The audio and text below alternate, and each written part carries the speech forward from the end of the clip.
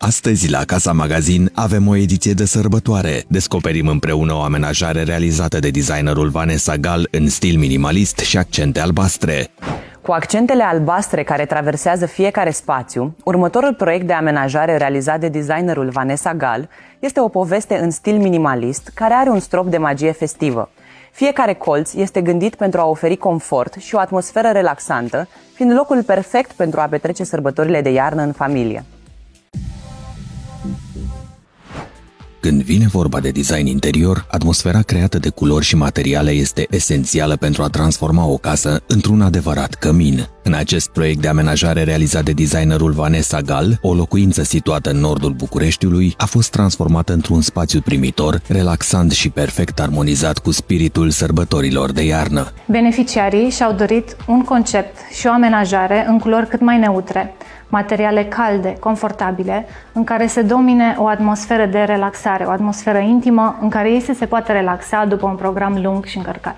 Această casă are o intrare grandioasă, un spațiu amplu în care se îmbină living-ul, dining-ul și bucătăria și spații vitrate foarte mari. Accentele albastre sub forma pernelor decorative și a unor piese de artă discret plasate se integrează armonios în paleta neutră.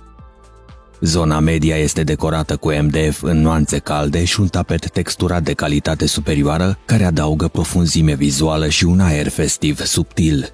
Separată de living prin uși glisante cu rame negre, bucătăria este funcțională și elegantă. Insula centrală cu blat din cuarț premium oferă dublă funcționalitate. O zonă de lucru cu spațiu de depozitare și o zonă pentru servirea mesei la o înălțime ergonomică. Spațiul este finisat în culori contrastante, dar echilibrate, păstrând coerența întregului concept.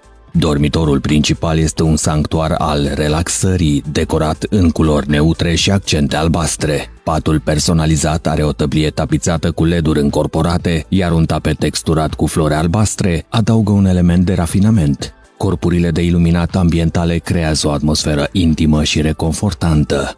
Pentru a respecta dorința beneficiarilor, culorile neutre se regăsesc și în această încăpere, cu ușoare accente de albastru, albastru fiind firul roșu ce se regăsește în întreaga amenajare.